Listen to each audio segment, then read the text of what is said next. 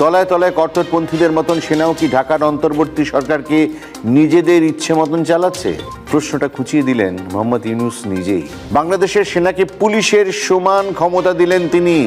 एके फजलुल हक एक बात करते थे कि जब आप कोई भी काम करें और आपका दुश्मन आपके ऊपर तनकीद करना शुरू हो जाए तो समझ जाएं आप सीधे रास्ते पर हैं। बिल्कुल। बांग्लादेश के अंदर फौज को लेकर ऐसे फैसले किए जा रहे हैं कि बांग्लादेश की फौज के इख्तियारात ढाका के अंदर और पूरे बांग्लादेश के अंदर बढ़ा दिए गए हैं। पुलिस के साथ साथ कहीं पे भी कार्रवाई करनी है तो फौज भी कर रही है। अब इस बात की तनकीद की जा रही है कोलकाता के अंदर, इस बात पे तनकीद की जा रही है मगरबी बंगाल के अंदर कि बांग्लादेश के अंदर तो फौज की हुकूमत है और फौज तो जुल्म कर रही है। और देखें मगरबी बंगाल का मीडिया बांग्लादेश को लेकर क्या बात कर रहा है। तो आज इसी हवाले से वीडियो है। वीडियो की तरफ बढ़ने से पहले आप दोस्तों से गुजारिश है, अगर आप चैनल पे नए हैं तो चैनल को सब्सक्राइब करें, साथ बने बेल आइकॉन को भी दबाएं ताकि आपको वीडियो का नोटिफिकेशन सबसे पहले मिलता रहे। चलें वीडियो शुरू करते हैं जी। 1 2 3 गो। তলায় তলায় কট্টরপন্থীদের মতন সেনাও কি ঢাকার অন্তর্বর্তী সরকারকে নিজেদের ইচ্ছে মতন চালাচ্ছে? প্রশ্নটা খুঁচিয়ে দিলেন মোহাম্মদ ইউনূস নিজেই। বাংলাদেশের সেনাকে পুলিশের সমান ক্ষমতা দিলেন তিনি। যখন দেখবে কলকাতার দাদারা আমাদের সমালোচনা করছে তখন বুঝতে হবে সঠিক পথেই আছে বাংলাদেশ। শের-ই বাংলা একে ফজলুল হক। বাংলাদেশের অন্তর্বর্তীকালীন সরকারকে ব্যর্থ করতে দেশে বিদেশে চলছে নানা ষড়যন্ত্র। ভারত তাদের গোয়েন্দা সংস্থা রকে পাঠিয়েছে বাংলাদেশের অভ্যন্তরে। এই মুহূর্তে বাংলাদেশের নিরাপত্তা পরিস্থিতি অন্য যে কোনো সময়ের চেয়ে খারাপ। আর এই অবস্থার ফায়দা নিয়ে ভারত আবারও বাংলাদেশকে দাস বানাতে চায়। এমন অবস্থায় ডক্টর মোহাম্মদ ইউনূসের অন্তর্বর্তীকালীন সরকার সেনাবাহিনীকে ম্যাজিস্ট্রেটের সমান পাওয়ার দিয়ে মাঠে নামিয়েছে।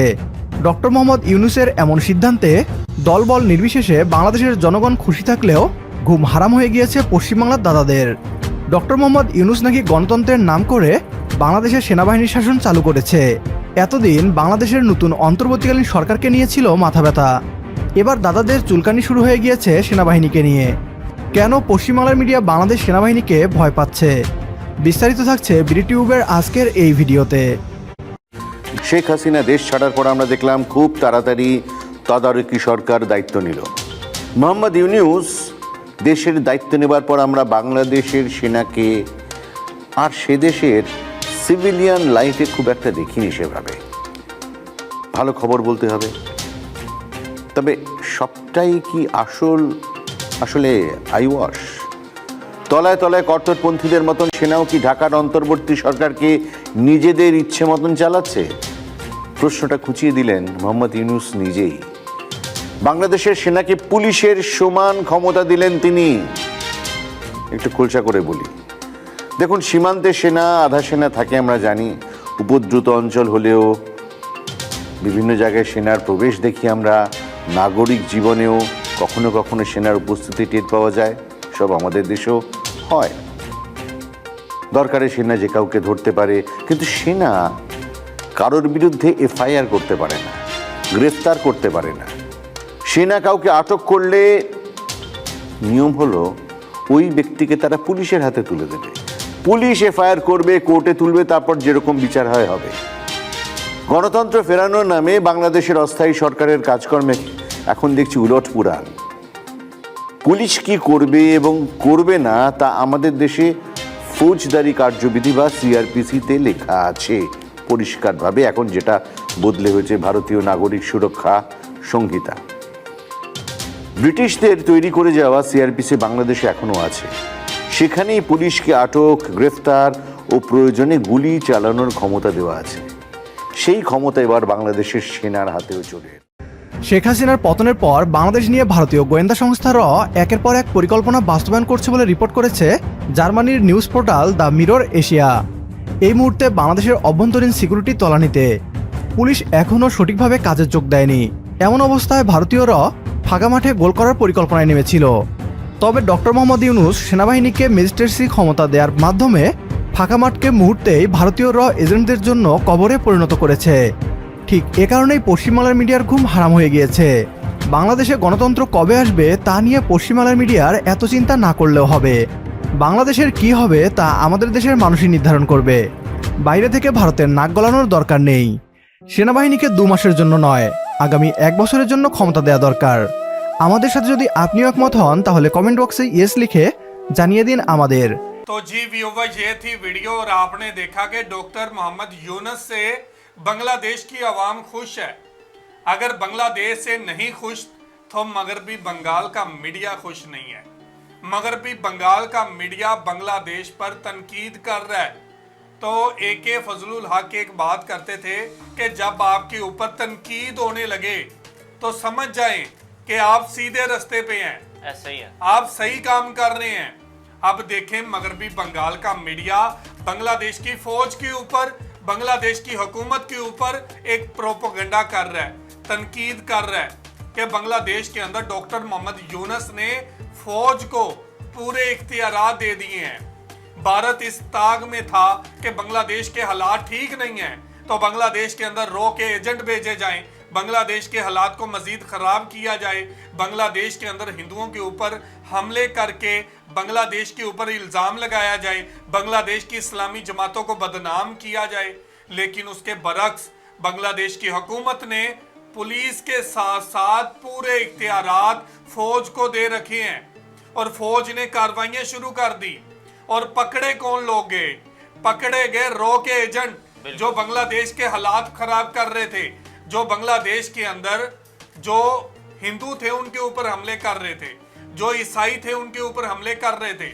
जब ये रो के एजेंट पकड़े गए हैं तो अब मगरबी बंगाल का मीडिया तनकीद करना शुरू हो गया कि फौज को इतने इख्तियारात क्यों दिए? फौज तो आमर है, फौज तो जुल्म करती है, फौज तो इल्जाम दिए जा रहे हैं, प्रोपेगेंडा किया जा रहा है। जी वसीम भाई, क्या कहना चाहेंगे वीडियो के बारे में? आप देखें ना कि जब इनके मफादात को ठेस पहुंची है तो अब इन्होंने चीखें तो मारनी है। बांग्लादेश की हुकूमत में जब शेख हसीना वाजिद की हुकूमत थी तो उस वक्त जो हमारी फौज थी वो उसके पास इतने ज्यादा इख्तियारात नहीं थे। उनको जो लॉ एंड ऑर्डर जारी किए जाते थे वो सिर्फ उसी के ऊपर अमल दरामद होते थे और हर बंदा अपने तौर पर जैसा दिल चाहता था बांग्लादेश को पेश करता था, जैसे चाहता बांग्लादेश के अंदर घुस बैठता था। और अब जबकि अवामी हुकूमत है और बांग्लादेश के अंदर इतने ज्यादा सख्त कानून बना दिए गए हैं, खास तौर पर बॉर्डर के हवाले के साथ बांग्लादेश की जो आर्मी है उनको जो लॉ एंड ऑर्डर्स जारी किए गए हैं उसके ऊपर अमल दरामद हो रहा है। तो बांग्लादेश की आवाम तो एक इस कदर खुश तो होगी, लेकिन जो मगरबी बंगाल का मीडिया है, मगरबी बंगाल की आवाम है, उनको तकलीफ तो होनी है क्योंकि उनके मफादात जुड़े हुए थे बांग्लादेश के साथ। उनकी तरफ से स्मगलर जाते थे, भारत के स्मगलर जाते थे, भारत के जो एजेंट थे वो जाते थे। अब उनका जाना बंद हो गया है तो अब किसी तरीके के साथ बांग्लादेश को पेश तो करना है ना लोगों के सामने, बुरे तरीके के साथ उनकी बैड वाइब्स जो लोगों के सामने पेश करनी है। तो अब किसी ना किसी तरीके से तो बातें करनी है, लेकिन असल में इनके मफादात को ठेस पहुंची है तो इन्होंने तकलीफ तो इनको होनी है। बिल्कुल वसीम भाई, और जो रो के एजेंट बांग्लादेश में कार्रवाइयां करते थे अब उनको मौका नहीं मिलेगा। अब उनके ऊपर कार्रवाई पुलिस नहीं करेगी, उनके ऊपर कार्रवाई करेगी बांग्लादेश की फौज।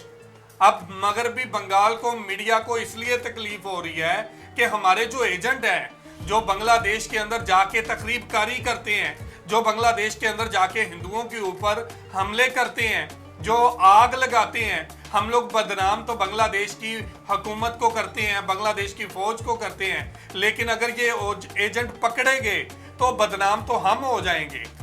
कहते हैं कि किसी के लिए खड्डा खोदें तो उसमें खुद भी गिरना पड़ता है, उसमें खुद भी गिर जाता है। आज भारतीय मीडिया उसके अंदर गिरते हुए रो रही है। देखें, अगर देखा जाए ना तो पिछले कुछ दिनों के अंदर जब से ये हुकूमत चेंज हुई है बांग्लादेश की, तो फौज ने इस कदर ज्यादा कामयाबियां हासिल की हैं कि पूरी दुनिया की नजरें बांग्लादेश के ऊपर जम गई आके।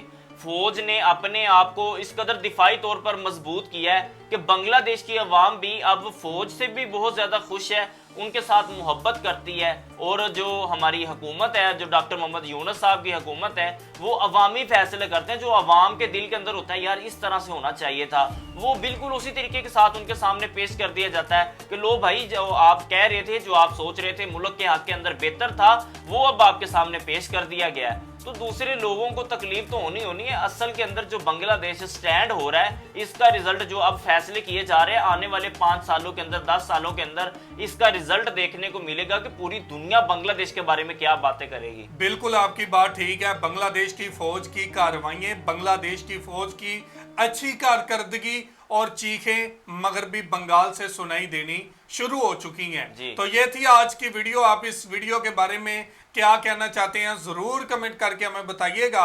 बहुत शुक्रिया।